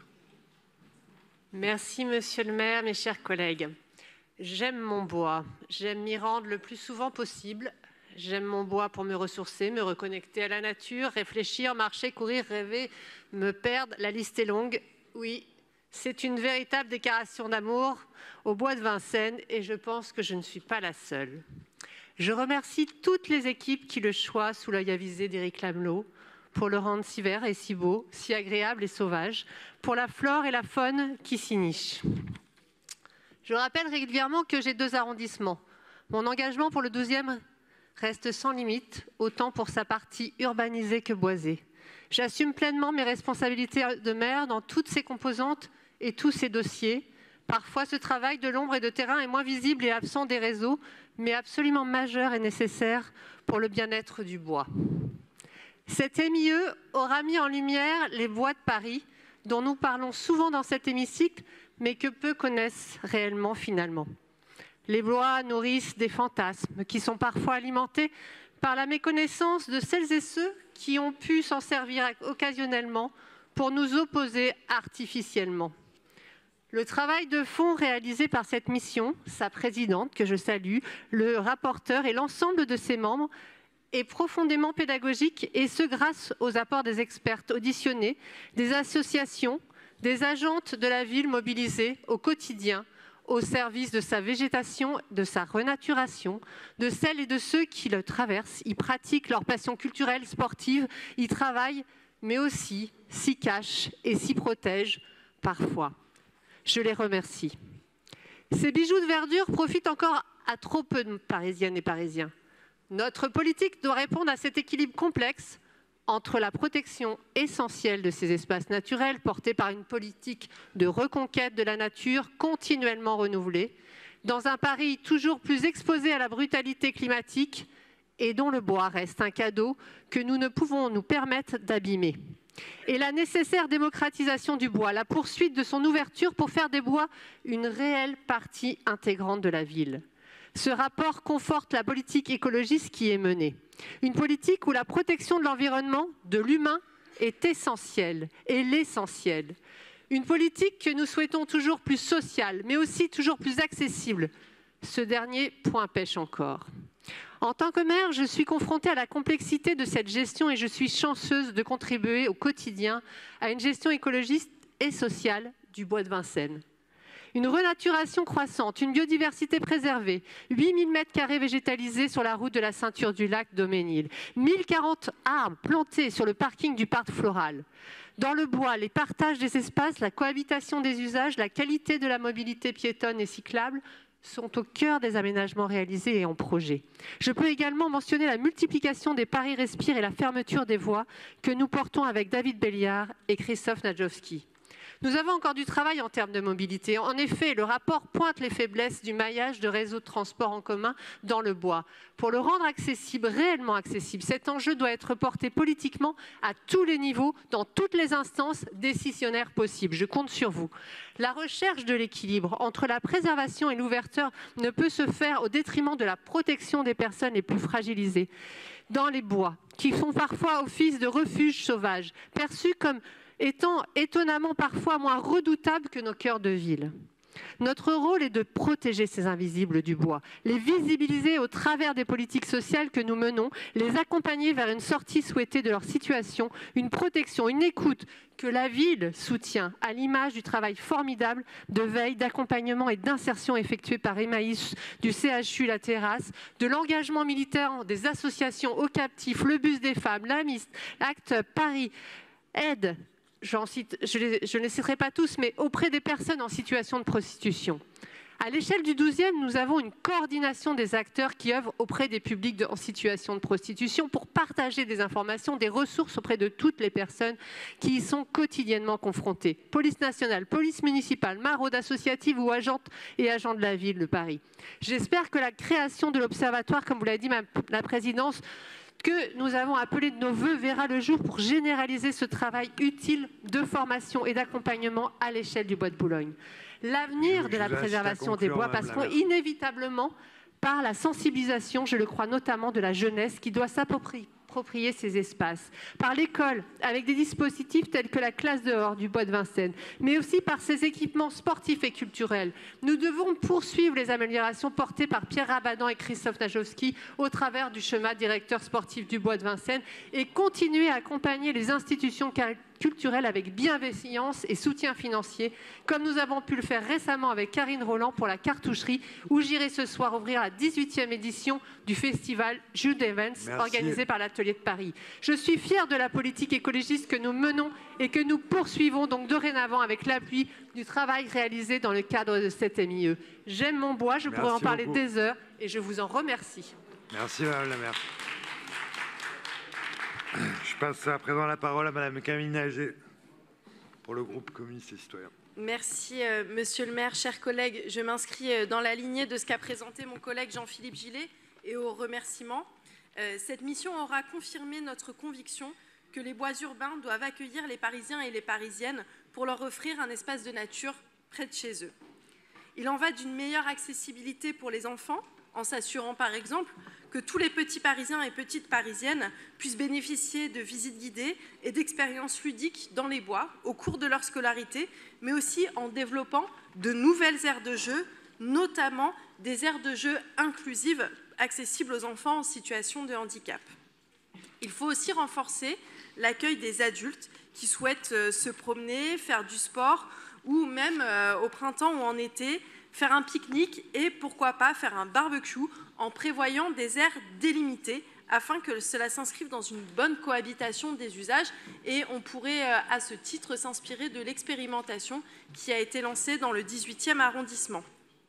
Il faut également renforcer l'accès PMR des bois et renforcer les transports qui y mènent pour que toutes et tous puissent jouir des espaces. Cette préoccupation est souvent revenue dans nos débats, rendre plus accessibles les bois pour toutes et tous et à tous les moments de la journée. Je pense en particulier à l'hiver où il fait nuit à 17h et où un certain nombre d'espaces des bois sont difficilement accessibles. Madame la maire, vous avez parlé du théâtre de la cartoucherie qui est un endroit très très important avec une histoire forte pour Paris que nous devons soutenir et qui a d'ailleurs besoin de renouveler sa navette puisque le théâtre de la cartoucherie a pu renouveler sa navette grâce au soutien de Paris. Madame Mouchkine nous avait expliqué à quel point c'est important puisque cela permet aux spectateurs et aux spectatrices qui sont en situation de handicap ou âgés ou ont des difficultés à se déplacer de pouvoir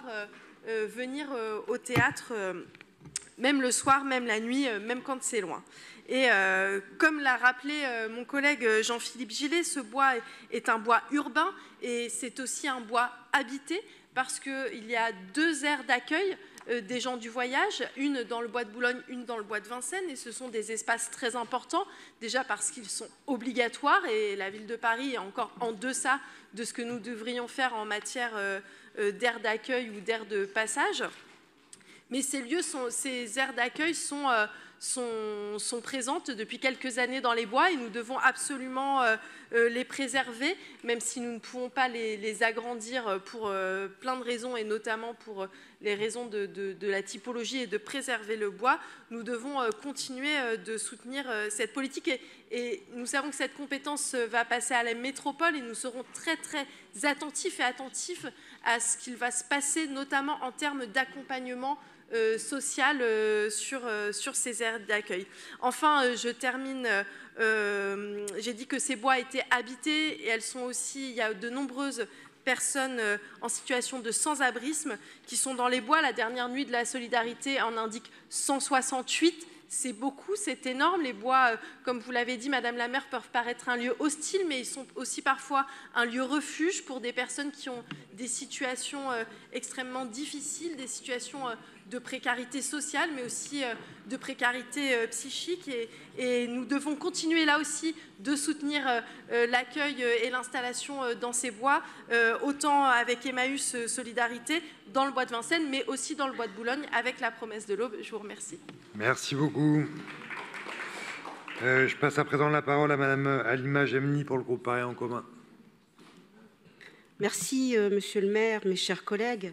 Je voudrais tout d'abord dire combien, avec mes collègues Geneviève Garrigos, Nathalie Laville, Amidou Samaké, avons été heureux de participer à cet MIE. Les 5 visites de terrain nous ont montré à quel point les agents de l'ADEV sont attachés au bois parisien, que leur gestion est remarquable, leurs compétences et connaissances précieuses de chaque parcelle de ces bois, des différents arbres, des difficultés parfois rencontrées ont été le point d'orgue de cette mission. Je salue bien entendu l'investissement de l'exécutif parisien, particulièrement celui d'Emmanuel Grégoire et de Christophe Najowski, pour maintenir un peuplement et une biodiversité aussi riches et pérennes grâce à un plan de gestion arboricole rigoureux. Ces visites nous ont permis de mieux comprendre la géographie des bois, de découvrir certaines concessions et d'échanger avec de nombreux agents qui avaient des fonctions très variées. Le groupe Paris en commun a d'ailleurs proposé de développer une signalétique pour mieux expliquer le travail mis en œuvre par ces agents. Cette pédagogie doit être accentuée afin de mieux exposer les méthodes utilisées pour la régénération forestière en installant des écriteaux explicatifs à proximité de parcelles sur lesquelles des opérations de gestion ont lieu. Elle permettrait également d'éviter tout malentendu, particulièrement lors de coupes d'arbres. Grâce aussi à ces visites et aux nombreuses auditions organisées, nous avons pu prendre connaissance de la diversité des activités que proposent les Deux Bois à tous les franciliens, qu'il s'agisse d'activités culturelles comme entre autres le théâtre de la cartoucherie, festives comme le festival We Love Green ou bien Solidays, familiales avec de nombreux pique-niques, promenades en barque, vélos, commerciales et leurs nombreuses concessions comme le jardin d'acclimatation ou bien le pavillon du lac, éducative où nous avons découvert les classes hors les murs et pratiques sportives qui sont, selon nous, à diversifier et à étendre, car comme vous l'avez rappelé, Monsieur le maire, cher Pierre Rabadan, lors de votre audition, 54% des sportifs franciliens citent la nature comme l'une des principales motivations pour faire de l'activité physique. Les bois parisiens sont des espaces naturels précieux qu'il nous faut chérir et défendre en veillant à l'équilibre entre ces nombreuses activités et bien entendu la préservation de la nature. Il ne faut pas oublier qu'ils accueillent chaque année 20 millions de visiteurs et que ce sont aussi des lieux de vie avec un public précaire spécifique. Nous avons abordé la question des modes de vie et celle des réalités sociales présentées dans chacun des bois, notamment la question des personnes en situation de prostitution, les habitants des aires d'accueil des gens de voyage, ainsi que les personnes sans abri. Beaucoup habitent dans les bois, et particulièrement celui de Vincennes, qui accueille 4 fois plus de sans domicile fixe que son pendant de l'Ouest. Ce constat nous oblige à renforcer les actions de suivi médical, psychologique et social de ces personnes, même si la ville de Paris fait beaucoup en soutenant de nombreuses associations telles que Emmaüs, Aurore. Nous souhaitons également le développement des établissements tels que celui de la terrasse. À travers ces différents usages, nous avons donc pu constater que les bois présentent tous les aspects et les mêmes problématiques que nous pouvons rencontrer dans nos quartiers. Pour autant, les relations paraissent plus apaisées. Et nous ne sommes pas du tout d'accord avec ce qu'a dépeint tout à l'heure Madame Ibled, entre autres sur les catastrophes qu'elle a indiquées en termes de propreté et bien entendu en ce qui concerne la sécurité. En effet, qu'il s'agisse de la délinquance ou des incivilités, les chiffres communiqués par les commissaires du 12e et du 16e arrondissement nous ont rappelé que la délinquance était dans ces bois urbains moins élevée que dans les autres quartiers de la ville. Dans la partie urbaine, par exemple du 12e arrondissement, sur 21 faits enregistrés, seuls Seuls 3% concernent le bois de Vincennes, comme l'a indiqué avant moi Chloé Sagas. Puisque j'évoque des relations apaisées, le groupe Paris en commun tient à saluer le binôme improbable, mais redoutable d'efficacité de la présidente et du rapporteur, qui ont pu et qui ont su faire preuve d'esprit de consensus. En effet, malgré les divergences, et il y en a eu, les différents échanges ont toujours été respectueux, constructifs et chaleureux. Pour terminer, je tiens à remercier tous les collaborateurs des différents groupes, ainsi que les nombreux services de la ville auditionnés. Et enfin, Michel Desbosques et toute l'équipe de la mission de l'Assemblée qui ont rendu ce travail et ce rapport possible. Merci à vous. Merci beaucoup, Mme Gemini. Je passe maintenant la parole à M. Franck Maraguin pour le groupe Changer Paris. Oui, Monsieur le maire, mes chers collègues, je m'associe bien sûr aux remerciements de mes collègues, à la présidente Madame Montandon et au rapporteur Monsieur Émile Meunier, ainsi qu'aux équipes de la MIE et au service de la ville. Notre mission d'information et d'évaluation qui s'achève nous a offert la formidable chance de dialoguer avec de nombreux experts de gestion forestière et de biodiversité. Toutes ces personnes passionnantes nous ont fait part pendant plusieurs mois de leur fine maîtrise des enjeux écologiques entourant les bois.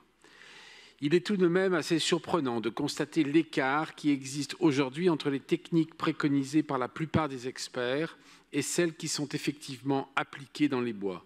Les fameuses coupes rases, largement questionnées et dénoncées et ne sont plus adaptées en raison, par exemple, des fortes chaleurs qui détruisent les jeunes pousses lorsqu'elles sont surexposées au soleil. Au groupe Changer Paris, nous prenons la sylviculture irrégulière à couvert continu. Certes, un mot très technique, mais qui permet de conserver un ombrage sur les jeunes pousses et qui, dans ce sens, bien mieux adapté à nos enjeux environnementaux actuels. C'est une très bonne chose que notre rapport de mission recommande de mener des expérimentations allant dans ce sens dans les bois. Maintenant, il faut les poursuivre et les généraliser. Un autre sujet fondamental, c'est l'implantation au cœur du bois de Vincennes du festival We Love Green. Il n'est pas question ici de remettre en cause les intentions et la programmation de ce festival qui sont, nous sommes tous d'accord pour le dire, de grande qualité. Cependant, ce festival a un mauvais impact certain sur la faune et sur la flore locale. Les études menées par les organisateurs du festival pour réduire leur impact sur la biodiversité le prouvent. Près de 90 000 personnes continuent tout de même à déferler sur les pelouses, sur les chemins, piétinent les sous-bois, détruisent malgré eux l'habitat des animaux, les effraient, les font fuir. Tout ceci sans parler bien sûr de l'impact sonore d'un tel événement sur la faune aux alentours. Cette installation de We Love Green dans le parc du Bois de Vincennes est d'un autre âge. Le groupe Changer Paris, à l'inverse de Madame Hidalgo et de ses équipes, ne bradera pas ses convictions écologiques pour réellement protéger la faune et la flore. Vous pouvez rire, mais ce n'est pas drôle du tout. Je suis désolé, mais ce n'est absolument pas drôle. La recette est pourtant non loin d'être la bonne. Au groupe Changer Paris, nous appelons à relocaliser le festival dans un lieu moins vulnérable et plus adapté à l'accueil d'un large public. À l'heure où le rayonnement et le développement de Paris dépassent le périphérique et se mesurent au niveau même de son aire urbaine, des solutions peuvent être trouvées plus largement. Nous sommes convaincus que cette mission sur les bois va dans le bon sens. Il ne faut maintenant pas avoir peur d'aller au bout de nos ambitions et accélérer la cadence. Je vous remercie. Merci. Je passe à présent la parole à M. Hamidou Samaké pour le groupe Paris en commun. Monsieur le maire, mes chers collègues, la mission d'information et d'évaluation sur les bois parisiens a tenté de répondre à la grande problématique qui concerne nos deux bois urbains à Boulogne et à Vincennes. Cette problématique, je voudrais la formuler ainsi. Comment concilier la préservation et le développement de la biodiversité en zone urbaine avec les activités humaines et notamment l'aspiration des Parisiennes et des Parisiens à la pratique d'activités sportives et culturelles au sein de ces deux espaces de fraîcheur et de nature exceptionnels. Parmi les points qui ont particulièrement mobilisé les élus de notre groupe et pour lesquels nous avons fait des propositions, Je tiens à en souligner deux. Le premier point, c'est la préservation de la biodiversité. Nous avons longuement réfléchi à ce nécessaire équilibre entre les diverses activités humaines et la préservation de l'environnement dans le contexte du réchauffement climatique que nous connaissons. Geneviève Garrigos a évoqué notre proposition de création d'un couloir de biodiversité entre le bois de Boulogne et le Trocadéro par l'avenue Henri-Martin. Cela passe aussi par la renaturation de certains espaces autour de l'étang de Longchamp, par exemple. Nous avons également porté des propositions sur le nécessaire travail de pédagogie à mener auprès des visiteurs, notamment des enfants. À la ferme de Paris, par exemple, en évoquant l'idée que plus de groupes scolaires puissent y être accueillis, mais aussi par la classe dehors, une initiative qui prend de l'ampleur à Paris et qui pourrait être encore développée grâce à la proximité des bois, comme l'a évoqué ma collègue Halima Gemni. Le second point, c'est l'amélioration de l'accessibilité des bois aux personnes à mobilité réduite. Aujourd'hui, les passages piétons et les arrêts de bus ont été mis aux normes PMR, nous en avons beaucoup parlé hier. De nombreuses places de stationnement ont été créées pour les personnes en situation de handicap. Les trottoirs ont été rénovés. Toutefois, la communication de la ville pourrait être améliorée afin que les personnes en situation de handicap se sentent totalement à l'aise pour envisager de venir profiter pleinement des bois. Je sais que la DVD travaille à la mise en place d'activités pédagogiques dans les bois à destination des personnes en situation de handicap, et là, c'est une bonne chose. La cohabitation entre les différents usagers des bois, piétons, cyclistes, usagers des concessions, commerçants, promeneurs, etc., fait partie des grandes questions soulevées par la MIE, et nous avons veillé à toujours intégrer les personnes à mobilité réduite dans les préconisations qui ont été faites. Pour terminer, je me joins aux remerciements mérités qui ont été faits pour cette MIE qui a fait un travail remarquable au bénéfice des Parisiennes et des Parisiens et au-delà de tous les usagers et usagères. Merci beaucoup, M. Hamidou Samaké. Pour répondre à toutes ces interventions à deux voix, mais je donne d'abord la parole à M. Christophe Najdowski. Merci, Monsieur le maire. Mes chers collègues, je remercie les différentes oratrices et différents orateurs et membres de la MIE qui ont conduit ces travaux sur les bois. Je salue aussi les préconisations qui sont retenues dans le rapport, qui vont d'ailleurs dans le sens de ce qui est souvent déjà mis en œuvre par l'exécutif parisien ou qui demande des compléments, des renforcements ou des améliorations de mesures existantes. Vous savez, les deux bois parisiens sont à juste titre considérés comme les deux poumons verts de la capitale. Ils sont des espaces de respiration et de biodiversité qui répondent à un besoin vital de nature. Ils sont aussi des lieux de promenade pour faire du sport, se cultiver, se détendre, s'amuser. Les bois de Vincennes et de Boulogne sont des bois urbains au cœur de la zone dense métropolitaine, très fréquentés avec près de 20 millions de visiteurs par an. Il faut rappeler qu'ils ont été aménagés par l'ingénieur Alphand au XIXe siècle, qu'ils ont été cédés à la ville de Paris pour qu'elle entretienne ces lieux à titre perpétuel avec une vocation de promenade publique. Donc nous avons à cœur, dans l'esprit de ce que sont les bois depuis l'époque d'Alphand, de trouver un juste équilibre entre les différents usages et également de protéger ce patrimoine naturel exceptionnel. Notre action en matière d'environnement et de gestion est guidée par la volonté de renaturer les bois, c'est-à-dire de rendre à la nature des espaces qui sont actuellement imperméabilisés ou qui ont été anthropisés. Dans les bois comme dans Paris, d'ailleurs, nous débitumons, nous plantons, partout où cela est possible. Dans le bois de Vincennes, ce sont ainsi 13 hectares qui ont été renaturés depuis 2009. Et je me réjouis plus récemment de la décision récente de la Cour administrative d'appel qui a confirmé l'arrêté de piétonisation de la route de Suresnes dans le bois de Boulogne, qui a été végétalisé sur plusieurs milliers de mètres carrés ces derniers mois.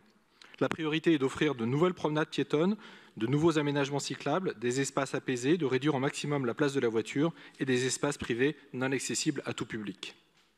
Nous le savons, nous sommes face à des dérèglements climatiques de plus en plus visibles et de plus en plus inquiétants. À Paris, en 2050, nous connaîtrons le climat de Séville. Et c'est pourquoi les bois sont d'autant plus précieux pour les Parisiennes et les Parisiens. Alors, la présentation de ce rapport est l'occasion également pour moi de remercier chaleureusement les agents de la ville de Paris qui font un travail remarquable au quotidien. Les agents du service public qui travaillent dans nos bois aiment ces lieux. Ils les entretiennent avec la plus grande attention et le plus grand respect. Et pourtant, leur travail est malheureusement régulièrement remis en cause, et cela de la pire façon qui soit, dans la presse et les réseaux sociaux par certains groupes, et malheureusement également relayés parfois par les groupes présents dans cet hémicycle. Soyez assurés que chaque personne qui travaille dans les bois a à cœur d'en faire des lieux accueillants, respectueux de leur histoire et de leur nature. Je pense en particulier à nos ingénieurs sylvicoles et nos techniciens forestiers qui veillent à la gestion des massifs forestiers avec la passion du service public. Rappelons aussi que, contrairement aux autres forêts, il n'y a pas de vente de bois issus des 2 bois parisiens et donc aucune recherche de rentabilité financière liée à cette gestion. Alors la conclusion du rapport de la mission est d'ailleurs sans équivoque. Nos bois sont bien gérés, avec sérieux et même avec passion par les agents de la ville de Paris, ce qui leur vaut d'ailleurs la certification ISO 14001. Et malgré cela, de fausses informations circulent encore, qui ont été encore relayées dans le cadre de ce débat. Et donc je le répète encore et encore, la ville de Paris ne réalise pas de coupes rases dans les bois parisiens, n'en déplaise à M. Marguin, à Mme Montandon ou encore à Mme Le Couturier qui ont encore évoqué ces propos, alors même que le rapport que vous avez présidé, Mme Montandon, et que vous avez également suivi, M. Marguin et Mme Le Couturier, le confirment puisque ce terme ne figure pas dans le rapport de la MIE. Les opérations de régénération qui sont menées dans les bois concernent des parcelles de moins de 0,2 hectares, c'est-à-dire moins de 2000 m², dans des bois d'agrément qui ne produisent pas de bois de production, tandis que les coupes rases que vous évoquez concernent des parcelles qui sont plus grandes et dans des forêts de production. Donc ça n'a strictement rien à voir. Et la proposition que vous faites, par ailleurs, de futaies irrégulières, consiste aussi à couper des arbres. Et à couper des arbres matures. Et il n'est pas prouvé que cela ait moins d'impact que les opérations actuelles de régénération qui, elles, portent leurs fruits et sont reconnues par les experts et les services de l'État comme l'inspection des sites. Et je rappelle que ce plan de gestion arboricole a même été voté et adopté en commission départementale de la nature, des paysages et des sites, qu'ils sont soumis ces bois à une réglementation stricte, et c'est une très bonne chose, et que, bien évidemment, il y a aussi des garde-fous, comme la commission départementale de la nature et des paysages, pour éviter toute dérive. Notre objectif à Paris, c'est de pérenniser le massif forestier, de rendre les peuplements résilients, d'assurer que nous aurons toujours nos 2 bois dans 100 ans et même dans 200 ans.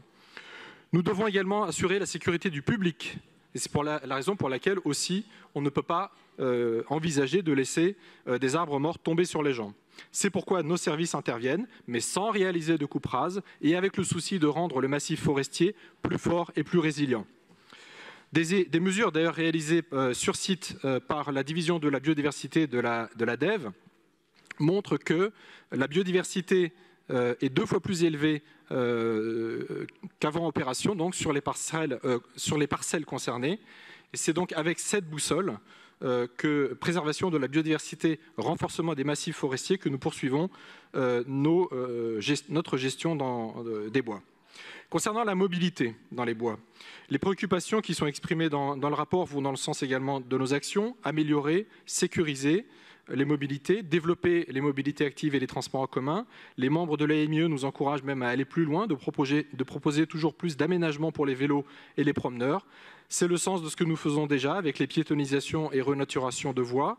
Depuis le début de la mandature en 2020, ce sont 5 routes qui ont été renaturées dans les 2 bois parisiens pour que les promeneurs et cyclistes en profitent en toute sérénité. Et ces aménagements sont accompagnés depuis 2019 par un renfort d'offres de transport en commun que nous avons déployé dans le cadre de la restructuration du réseau de bus parisien, avec 5 lignes de bus supplémentaires qui desservent les bois, les lignes 43, 63 et 70 pour le bois de Boulogne et les lignes 77 et 201 au bois de Vincennes. Et nous sommes prêts, comme l'ont évoqué Mme Montandon et Mme Kuster, de mener avec vous et avec Mme Pécresse, dont vous aurez certainement l'oreille, pour renforcer encore l'offre de transport en commun dans les bois, sans y porter atteinte. Un mot sur le sport, et cela intéressera bien évidemment notre collègue et ami Pierre Rabadan pour dire qu'avec Pierre Rabadan, nous veillons à développer l'offre sportive pour la pratique pour toutes et tous. En témoigne le projet d'espace paysager multisport que nous portons ensemble sur la plaine Mortemart, dans le 12e arrondissement, avec la rénovation et la réfection de 8 terrains de sport, football, rugby, baseball, qui vont être entièrement rénovés donc, à partir de la fin de cette année. Un mot enfin sur la question des manifestations culturelles comme les festivals. Et là, vous me permettrez, Madame Montandon, mais également Monsieur Marguin, de dire que vous pratiquez une forme de démagogie et de double discours. Démagogie lorsque vous réclamez le départ d'un événement comme Wheel of Green, alors qu'il n'a lieu que 3 jours par an et qu'il est encadré par un cahier des charges particulièrement strict, notamment sur les questions de bruit, mais aussi sur les questions de biodiversité, puisque des mesures vont être menées en partenariat avec la Ligue de protection des oiseaux. Je vous dirais également que la protection de la biodiversité ne se limite pas à regarder les impacts de manifestations qui sont temporaires, encadrées et limitées dans le temps. La protection de la biodiversité, elle s'apprécie sur des mesures qui ont un impact quotidien tout au long des 365 jours de l'année. Et reconstituer de manière pérenne les trames vertes, trames bleues, trames nocturnes ont des effets incomparablement plus bénéfiques pour la biodiversité. Double discours également, car les conseillers régionaux que vous êtes, par ailleurs, comme un certain nombre d'élus de votre groupe, votent la subvention pour Wheel of Green en tant que conseillers régionaux, puisque la région Île-de-France subventionne ce festival. Et donc, vous justifiez ainsi par ce vote la présence de ce festival dans le bois. Alors, on peut chercher à jouer sur tous les tableaux, on peut chercher à jouer les chevaliers blancs. Rassurez-vous, cela se voit. On peut écouter M. Najdowski, s'il vous plaît. Je conclurai en remerciant à nouveau toutes les personnes, en particulier les agentes et agents du service de l'arbre et des bois, de la DEV, qui se sont mobilisés pour donner à voir l'étendue des actions menées dans nos bois, vous redire tout mon engagement pour ces espaces exceptionnels et vous assurer que nous continuerons notre action pour la sauvegarde des bois, moins de voitures, plus de nature, du sport et des usages culturels et festifs encadrés, accessibles à toutes et à tous. Merci. Je vous remercie. Je donne la parole à M. Emmanuel Grégoire. Merci beaucoup, Monsieur le maire. Quelques mots pour compléter l'intervention de Christophe Najdowski, qui me soit permis de rebondir sur 2 éléments quand même essentiels. Le premier, c'est la très mauvaise manière dont vous traitez les agents de la ville. Ce ne sont pas les élus, ce n'est pas l'exécutif qui décide des techniques arboricoles. Et en pensant nous attaquer, vous attaquez les agents de la ville de Paris, vous attaquez les grands spécialistes des arbres qu'ils sont, et en l'occurrence du travail très méticuleux qu'ils mènent avec l'Office national des forêts. Deuxième point, parce que je veux rebondir dessus également, la duplicité du propos qui consiste à nous accuser d'accueillir Wheel of Green ici, et comme vient de le dire Christophe Najdowski, de le financer par ailleurs sur vos autres mandats. Mais à quel moment on considère, à quel moment considère-t-on qu'il est sain démocratiquement de plaindre les effets dont vous êtes la cause? Vous faites voter des délibérations à Wheel of Green et vous nous accusez ici de l'accueillir. Et j'aime beaucoup Wheel of Green, j'irai d'ailleurs. Ça n'a pas l'air d'être le cas, puisque vous nous reprochez en permanence de soutenir. J'ai même vu que certains d'entre vous allaient participer à une manifestation contre Wheel of Green. Je gage que vous ne serez pas très nombreux et qu'il y aura beaucoup plus de festivaliers. La relocalisation de Wheel of Green est à l'étude. Nous en avons déjà maintes fois parlé. Vous pouvez arrêter de couper, Monsieur Grégoire. Je n'ai pas le souvenir que vous ayez conditionné votre vote au Conseil régional de soutien à Wheel of Green à ce sujet. Et je trouve qu'il est ici pertinent d'en dénoncer la forfaiture. La forfaiture, parce qu'on ne dit pas la même chose quand on s'adresse aux festivaliers, quand on s'adresse aux producteurs du festival, quand on s'adresse aux habitants du 12e et quand on s'adresse aux conseillers régionaux et quand on s'adresse aux conseillers de Paris. À quel moment on considère que c'est sain démocratiquement? Et désolé d'être un peu taquin en insistant sur ce point, mais je veux le dénoncer. Derrière cela, ce rapport de cette MIE est très intéressant. Christophe Najdowski a abordé de nombreux points qui concernent sa délégation. Je le compléterai par quelques éléments, en remerciant très chaleureusement Valérie Montandon, la présidente, et le rapporteur Émile Meunier sur la qualité des échanges et l'ensemble des membres qui permettent d'avoir un rapport de MIE qui sera utile à l'exécutif. Quelques mots sur des thématiques qui ont été abordées et qui le sont de façon très fournie dans le rapport. C'est d'abord le sujet de la gouvernance. Oui, ça a été dit, la charte des bois doit être refondue, doit être rénovée. Nous y veillerons et avec Christophe Nadowski pour ce qui concerne sa délégation, et puis en lien avec les communes limitrophes pour faire en sorte que les ateliers des bois, y compris, deviennent un véritable outil de gouvernance partagée. La gouvernance partagée, ça ne veut pas dire que les autres décident à notre place, puisque je rappelle souvent à mes homologues maires des communes limitrophes que si leurs populations sont les premiers bénéficiaires d'une grande partie des bois de Vincennes, le contribuable parisien en est le seul financeur. Et que donc ça suppose aussi qu'il y ait une lecture qui soit à l'aune de ce point, notamment sur un des aspects qui nous perturbent, et contre lequel on lutte, qui est d'utiliser les bois comme axe de transit des circulations automobiles. Mais je le dis en toute transparence ici, nous souhaitons concevoir les projets d'évolution du bois et traiter les nuisances ou effets négatifs qui peuvent s'y déployer en concertation très étroite et parfaite avec les communes limitrophes. Et je réinsiste notamment auprès du conseil départemental du 94 et auprès des communes sur l'intérêt de nos conventions bilatérales pour en formaliser les termes et la méthode. Deuxième sujet évoqué, la question du sans-abrisme dans le bois de Vincennes. Nous y travaillons régulièrement avec Léa Filoche, avec les mairies d'arrondissement concernées. Le 12e est concerné, mais le 16e l'est également. Évidemment, nous refusons d'aborder cette question uniquement par l'angle sécuritaire. Et c'est d'abord par les médiations sociales, par les politiques de solidarité de proximité que nous traitons ce sujet, qui permettra et qui permet de temps en temps d'accompagner des gens dans des voies de réinsertion et d'hébergement plus pérennes. Je veux, moi, rappeler une anecdote qui m'a beaucoup touché.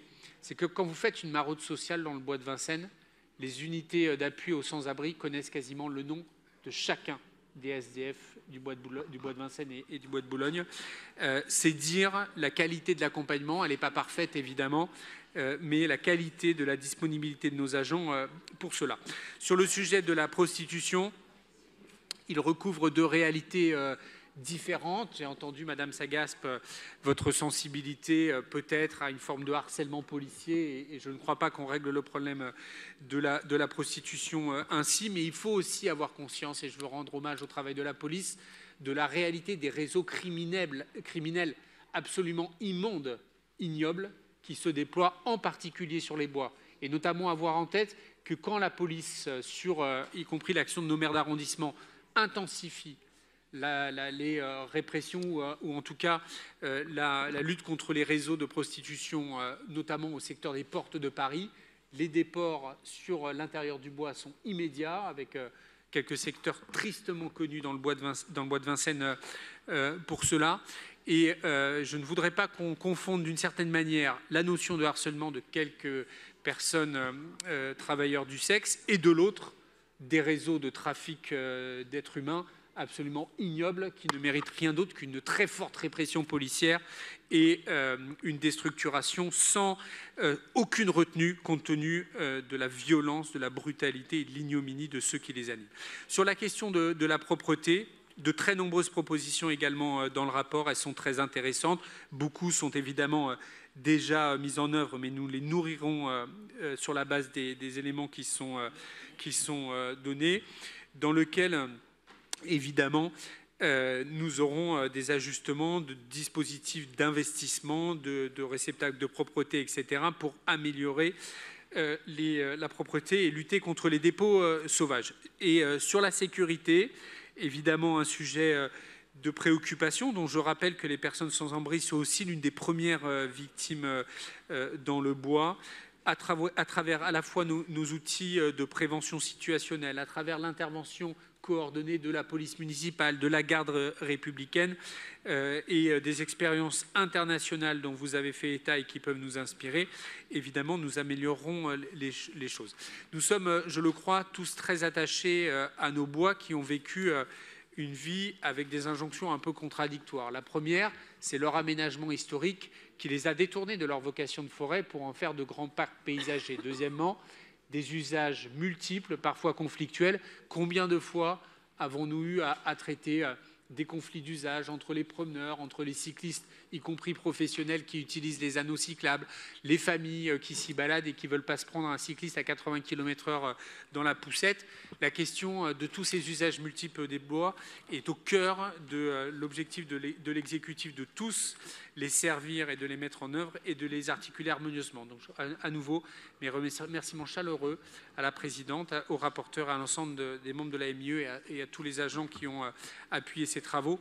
Ce rapport sera très utile et je suis heureux de retenir de notre séance d'aujourd'hui qu'il est adopté, d'après ce que j'ai compris, à l'unanimité. Merci beaucoup, Monsieur le Premier adjoint. Donc, s'agissant d'un rapport, il n'y a pas de vote.